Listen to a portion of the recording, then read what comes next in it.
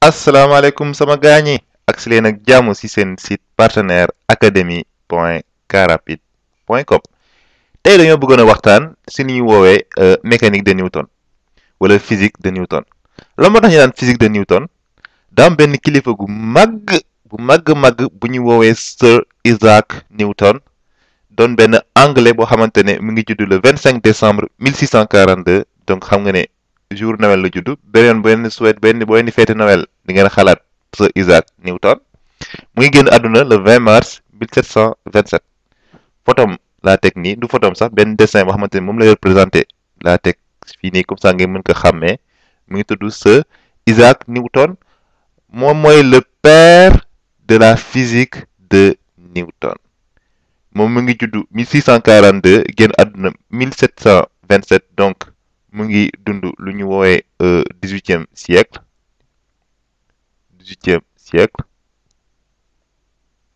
18e siècle ba 20e siècle physique de Newton rek la ñu doon wax moom moo aagoon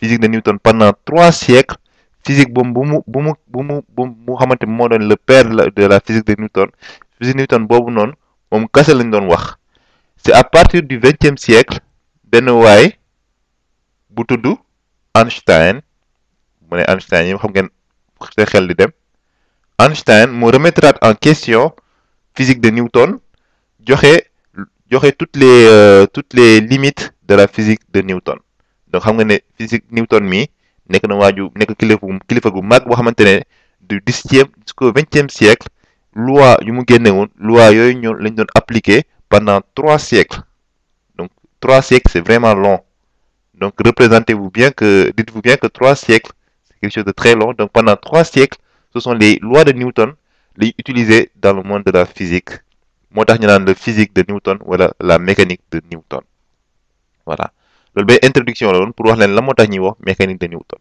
léegi plus concrètement considérons par exemple dafa naan benn dessin fii nii mécanique de Newton pour mu wax leen benn anecdote bu simple fan la idée bi ñëwee dafa tëddoon ci benn suufu garab di noppalu jékki-jékki benn pomme wadd ci suuf moom mu ngi doon fii par exemple mi ngi doon noppalu benn pomme wadd léegi moom mu toog commencé di science di xalaat la moo tax pomme bi wadd la moo tax pomme bi bu mu daggee ci garab bi la moo tax jëmul ci kaw la moo tax mu jëm ci suuf muy expliquer di science di réfléchir ba génnee élaborer un certain nombre de lois physiques ba finalement mu yooyu yëpp ñu dajale ko sous le nom de mécanique de Newton kon xam nga ne waa ji am na mérite moo tax physique bi ñu woowee ko ci turam léegi plus concrètement ñun dinañ jël benn exemple boo xamante ne c'est plus parlant pour nous imaginons benn maçon par exemple mu ngi nekk disons 10e étage par exemple 10e étage mu waddal benn brique bee nekk nii mooy doon suñu système mu waddal ko mu jëm ci suuf léegi ñun dans un premier temps mën nañ poser la question de savoir comment nan la brique bi di daanoo c'est-à-dire décrire son mouvement boo xamante ne mouvement pendant chute brique bi nii nan la brique bi di daanoo ban temps lay daanu à t égale 0 le brique bi si lañ ko bàyyi par exemple disons que à t égale à T1 par exemple si le brique bi àgg suuf xam nga ne benn maçon bu nekkee 10e étage bu bàyyi benn brique bu ko waddalee brique bi xam nga ne day daanu brique du jëm kaw mais day daanu comme Isaac Newton bu mu nekkee suufu garab gi di noppalu bu pomme bi daggee ci garab bi pomme bi dafa daanu jëm suuf comprendre nga donc brique bi day daanu jëm suuf léegi ñun dans un premier temps dañuy poser la question de savoir comment nan la brique bi di daanoo waaw brique nu muy daanoo loolu la ñuy woowee en physique loolu la ñuy woowee cinématique mais nan la brique bi di daanoo ban temps ñaar temps lay def pour àgg suuf ban vitesse lay demee et cetera loolu la ñuy woowee cinématique après dans un second temps mu nga poser la question de savoir pourquoi voilà question bii nii nag la Isaac Newton posé woon la moo tax brique bi daanu mais pourquoi am nga droit wax la moo tax brique bi daanu la moo tax bu brique bi daanu la moo tax jëmul si kaw la moo tax mu jëm suuf question de pourquoi boobu la ñuy woowee dynamique. Quelle est la cause du mouvement? Dynamique. Voilà. Donc, li mu nekk woowe grand 1, li ñu woowe ko grand 2. Donc, récapitulons. Cinématique, décrivons le mouvement. Lan mooy mouvement nan lay daan nan lay exécuté woo lan mooy vitesse u système bi lan mooy accélération ban temps lay daan ñaata temps lay def pour daanu et cetera loolu mooy cinématique parce que loolu on répond à la question comment loolu description la voilà affaire nu mel. Pourquoi nag c'est une question un peu plus philosophique mais bon ça on reste en mécanique on reste en physique quand même mooy lan moo tax brique bi daanu en fait tout simplement lan moo tax bu muy daan bu jëm suuf lan moo tax jëmul kaw loolu mooy la question loolu mooy la question loolu mooy la partie dynamique d'accord donc ñun dañuy jëm a def benn introduction ci deux notions yooyu ci lan mooy cinématique ak lan mooy dynamique ak fan la Newton di intervenir Newton en fait di nga xool Newton fan la intervenir day établir benn relation entre deux fii la Newton di intervenir voilà c'est là que monsieur Newton intervient di établir une relation entre cinématique ak dynamique voilà c'est vraiment intéressant day génne benn loi fondamentale mais vraiment fondamentale qui lie le comment du mouvement la description du mouvement à la cause du mouvement mooy dynamique mouvement bi on verra ça plus en détail léegi venons-en nañ jéem a dans un premier temps waxtaan si wàllu cinématique du point donc ils ont grand cinématique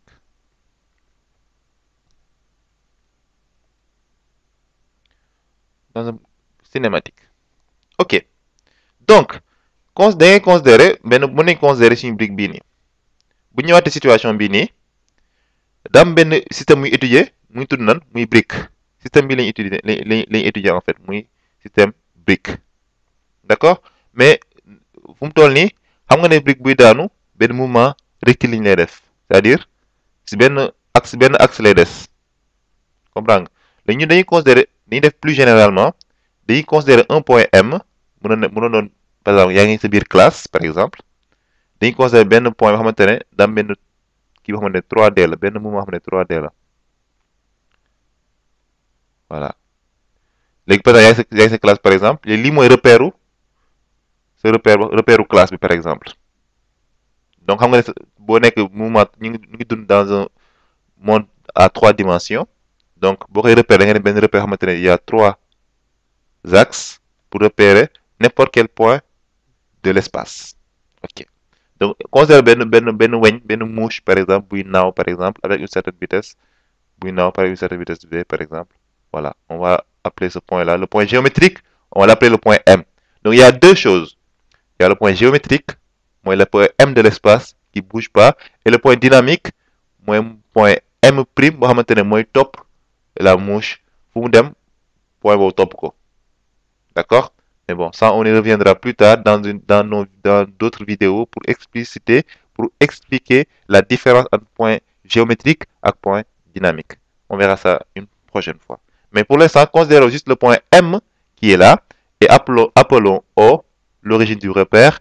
et IJK les 3 vecteurs du repère de telle sorte que OIJK soit un repère orthonormé direct. Bon, ça c'est un peu sale, je vais essayer d'effacer et écrire ça de manière plus propre pour que tout le monde y voit clair.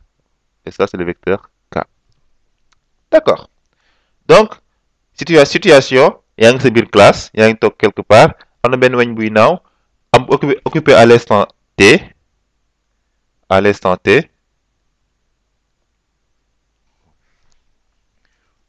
occupé à l'instant T la position M de T égale T. M de T égale à M. Voilà. Donc, description du mouvement. Booy décrire mouvement la première grandeur bu nga war a intéressé wu mooy lan mooy la position de ton système. D'accord? Déjà tu as un système mooy lu ngay étudier par exemple fii ni benn weñ buy naaw la ñu étudier loolu mooy système. C'est très important pour nga xam la nga étudier. Donc dans un premier temps da ngay définir le système mooy loo étudier la ngay étudier par exemple situation bi nii weñ bii di naaw mooy doon le système. Situation bu njëkk bi comme brique bi la ñuy jàng brique bii mooy doon système bi mooy la position du système. D'accord? Donc lii mooy doon système bi. Dans un second temps da ngay xam dañuy intéressé wu sur la position du système mooy position le vecteur position. Position mooy lan mooy xam exactement point bi fan la toll à l'instant T fan la point bi nekk weñ bi fu mu nekk à l'instant T. D'accord? Pour cela da nga am lu ñu woowee O origine du repère ak M mooy le point du système, la position du système, et le vecteur OIJK pour repérer le point M. D'où le nom repère. Donc le repère, on l'appelle par exemple R. Donc, pour repérer le système, il y a abscisse O, abscisse M, ordonnée M, avec cote M. Donc il existe 3 réels, donc X, Y, Z, tels que OM, donc le vecteur OM. Je ne dis pas OM parce que je supporte l'OM, non. Je dis OM parce que O, moi, origine de M, nek, position, mais dans XI, bien que je déteste l'OM, plus YJ, plus ZK. D'accord? Donc, li moi donne abscisse, li nek ordonnée, li nek côte. Voilà. Donc, boo xamee XI, boo xamee X, xam Y, am Z, xam nga exactement fa la M, fa la weñ bi nekk, fa la système bi nekk, loolu mooy le vecteur position. D'accord? Et comme weñ day dépendre de T, donc mën nga ne OM, donc xam nga def ma séparer lii nii. Mën nga ne OM, en fait, c'est un vecteur de T, c'est un vecteur, mais qui dépend du temps, parce que weñ day bouger, donc OM n'est pas fixe, c'est égal à X de T, donc abscisse des bouger, fois I, plus Y de T, fois J, plus Z de T, fois K. Là, dama ne, comme weñ bi day naaw, donc day bouger, donc point géométrique bi, c'est une fonction du temps. Pourquoi? Bon, mais à l'instant T1, weñ bi day nekk fii, à l'instant T2, mën na nekk fii. Donc, ça, c'est une fonction du temps. Et comme c'est une fonction du temps, et comme le vecteur OM est une fonction du temps, donc l'abscisse de OM est aussi une fonction du temps, son ordonnée est une fonction du temps. Évidemment, ordonnée, kenn du ko bindee nii 2E là. Voilà, E accent aigu E. Et code bi aussi, c'est une fonction du temps. Donc, tu as 3 fonctions du temps. Ça, c'est une fonction du temps. Ça, c'est une fonction du temps. Et ça, c'est une fonction du temps. Deuxième grandeur, bu nga war a intéressé wu quand tu étudies la cinématique d'un point, mooy lan mooy le vecteur vitesse. Vitesse, le vecteur vitesse. Donc am nga position, am nga vitesse. Vitesse mooy lan? Vitesse mooy ban xel le système bi di dawee. Ok, boo nekkee si njaganjaay muy daw ban xel lay dawee. Ban vitesse lay dawee. Bu dawee 50 à l'heure, vitesse mooy 50 à l'heure. Boo jógee Rufisque di dem Dakar, vitesse boo nekkee boo tollee par exemple nga toll Fass Mbao, position bi mooy Fass Mbao, vitesse bi mooy xel bu chauffeur dawee par exemple 50 à l'heure, loolu mooy doon vitesse bi. Donc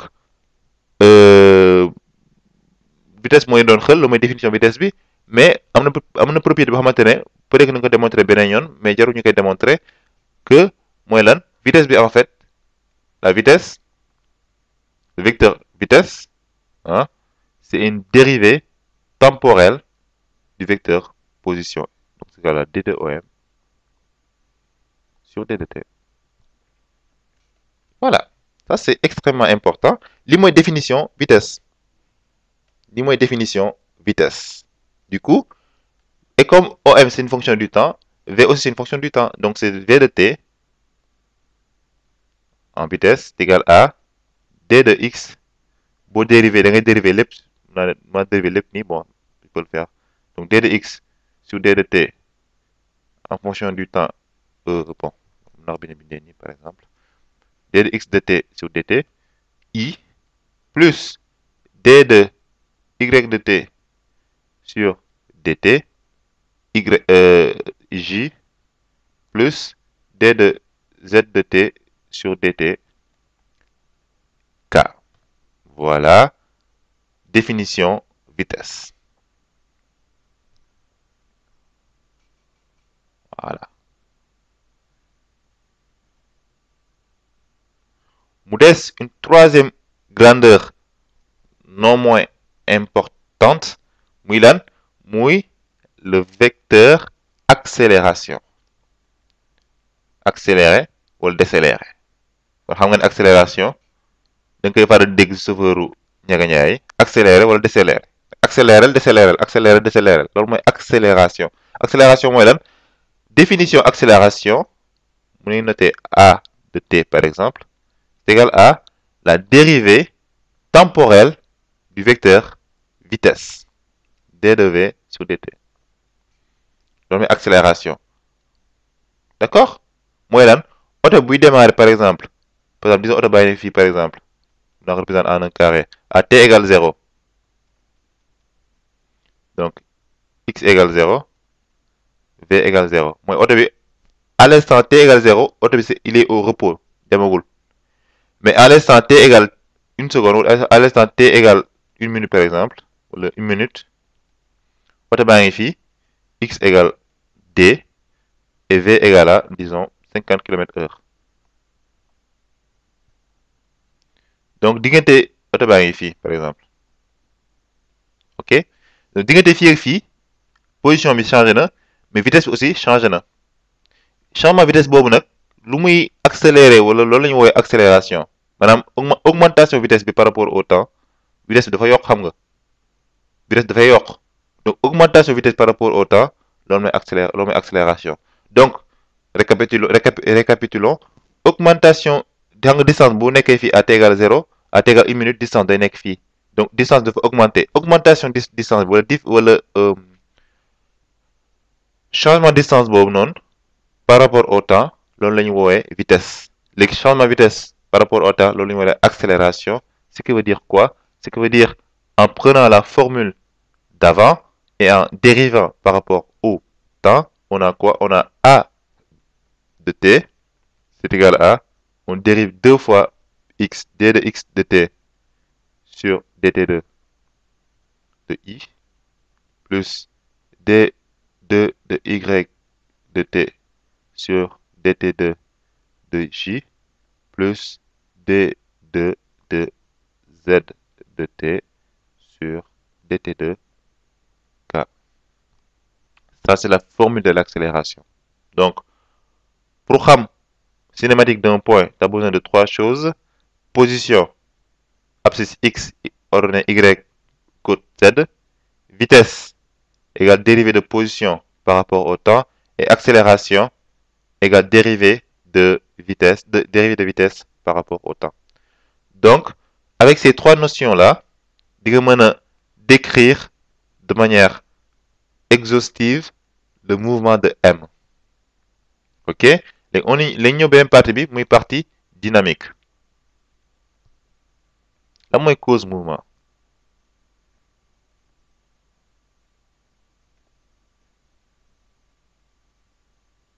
La mooy cause mouvement bi.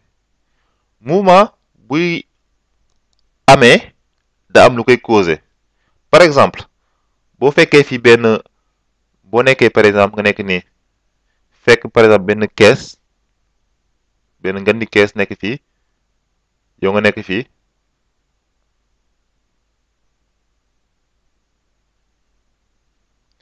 kees boo ko laalul du bouger il va rester immobile mais kees bu amee mouvement rek mën nga waat ne am na ku koy pousse wala am na lu koy pousse d'accord kees bu nekkee en mouvement nii rek mën nga waat ne am na lu koy pousse wala am na ku koy pousse loolu nag le fait que mu am ko koy pousse am lu koy pousse loolu la ñu wooyee force c'est-à-dire nit ki bu nekkee ni par exemple Moussa bu nekkee fii di di pousse kees bi nii mu jëm si kanam dans ce cas xam nga ne ko ni di pousse kees bi mu jëm si kanam dans ce cas mën ngaa Moussa dafay exercer si kees bi une certaine force qu'on va appeler F, ok, qui est un vecteur.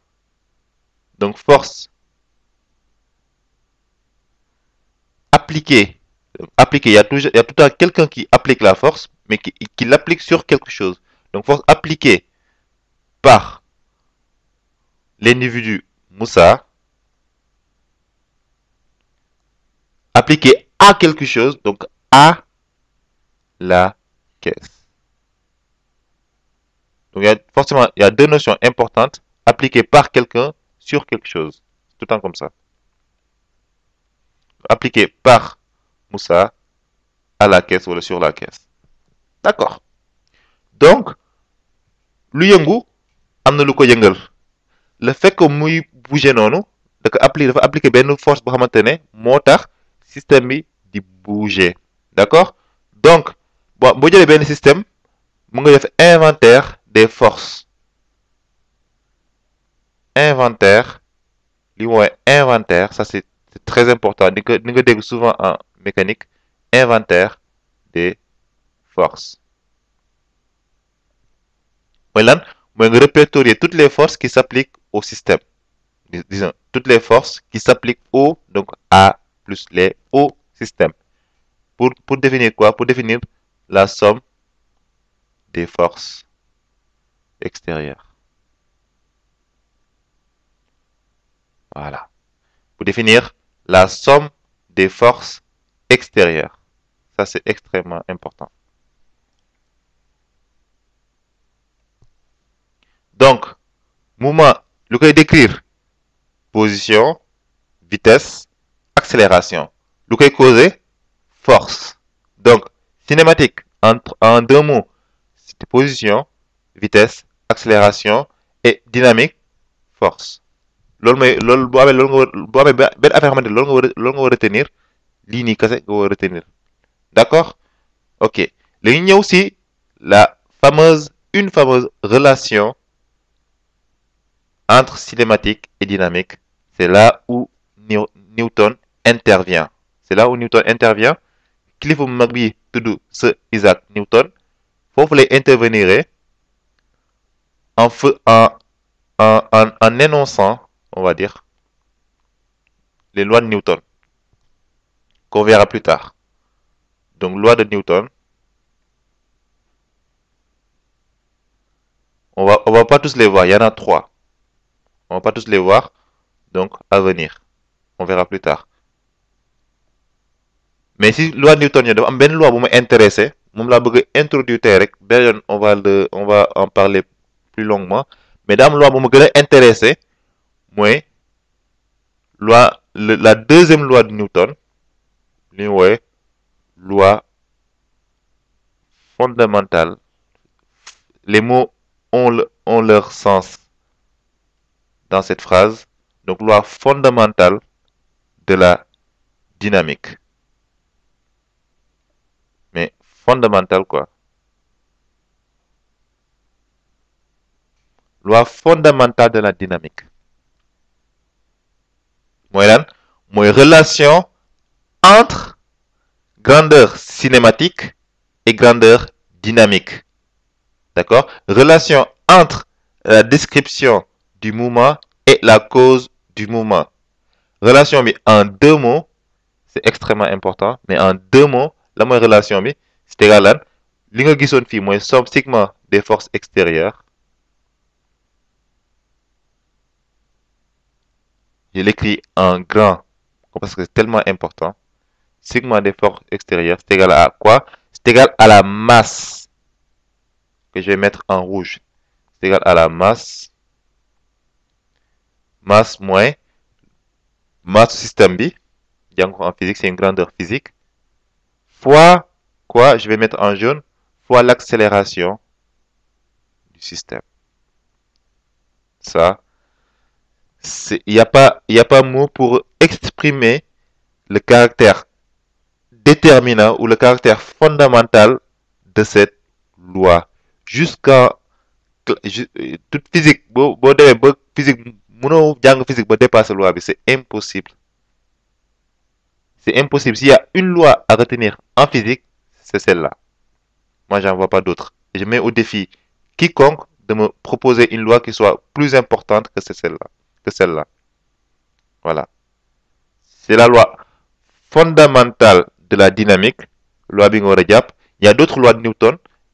On l'appelle aussi la seconde loi de Newton. Pourquoi seconde loi? Parce qu'il y en a trois. Enfin, il y a trois lois de Newton connues. Donc, seconde loi de Newton. Voilà. Donc, l'INOC, c'est juste une introduction de la physique de Sir Isaac Newton. J'espère que ça vous a bien aidé pour mieux comprendre en fait les notions de cinématique et de dynamique et la relation qui lie ces deux notions-là. Donc, jàmm ak jàmm beneen incha allah.